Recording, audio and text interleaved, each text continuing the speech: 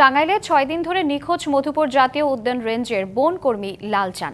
নিখোঁজের পর পরিবার ও স্থানীয় জনপ্রতিনিধির কাছে লালচানের বিরুদ্ধে সরকারি অর্থ আত্মসাৎ করে পালিয়ে যাওয়ার অভিযোগ করলেও এখন অস্বীকার করছে রেঞ্জ কর্মকর্তা।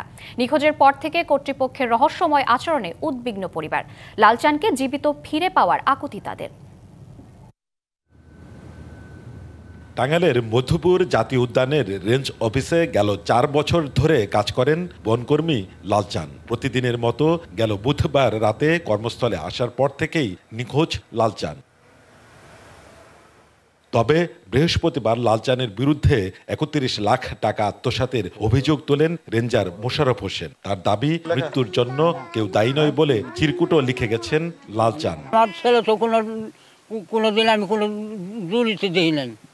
এখন আমার মনে হয় যে এরাই গছাইয়া কইতেছে গলে একটা নিয়ে পলাইছে। এনজারমেশনও আমি তার সাথে মোবাইল ফোনে আমি তার বোনের জামাই, এই ছেলেটার বোনের জামার মোবাইল দিয়ে তাকে ফোন দেওয়া হয়েছে। সেই ফোনের মাধ্যমে আমার সাথে কথা হয়েছে।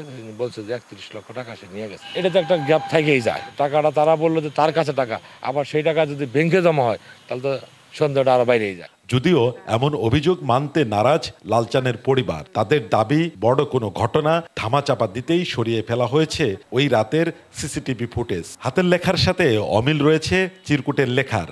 আমার স্যারে কাজ দিছে, আমার মোশাররফ স্যার অনেক চাপ দিতেছে, কাজ করা লাগবো। আমি কাজ করে তারপরে তোমার সাথে আমি আইতাছি। আমার 30 মিনিটের কাজ আছে। আমার এটুকুই বলে আমার ঘর থেকে বের হয়েছে। আমরা যে গুনান্তি যাবো কোনো জায়গাও চিনি নেই, তো বাবারে খুঁজবার নিকে যান বাবা। আমার এমন কোনো মানুষ নাই আমারে যাইবে। কালার এক্সপার্ট, জর্জ স্যাপ এবং মাইল্ড অন হ্যান্ডস টেকনোলজি সমৃদ্ধ অরিক্স ক্রিস্টাল ওয়াশ আপনার লন্ড্রি এক্সপার্ট। আমার মৃত্যুর জন্য কেউ দায়ী না। এটা লেখছে, এখন কে লেখছে সঠিক এটা জানা যাইতেছে না। এখন সিসিটিভি ফুটেজ হয়ে গেছে, হ্যাঁ গায়েব হয়ে গেছে। টাকারই করলো, দাবি করলো, এখন বলতেছে টাকা জমা হয়ে গেছে।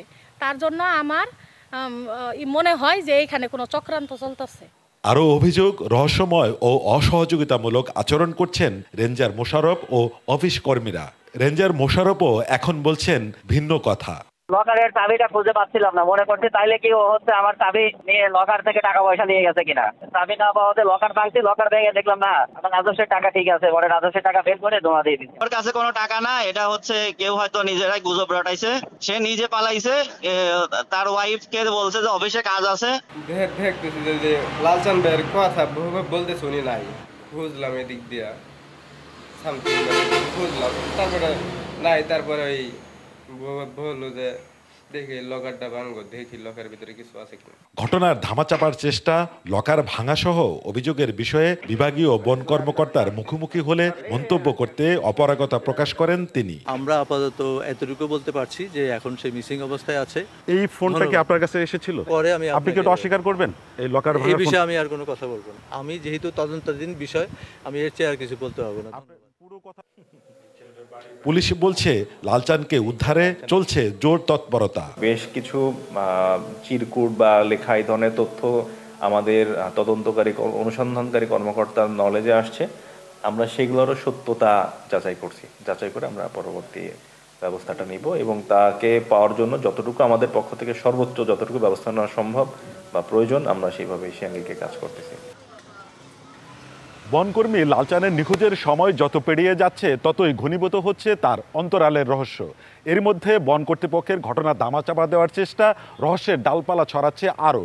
এ পরিস্থিতিতে পরিবারের কেবল আকুতি লালচানকে জীবিত ফিরে পাওয়ার।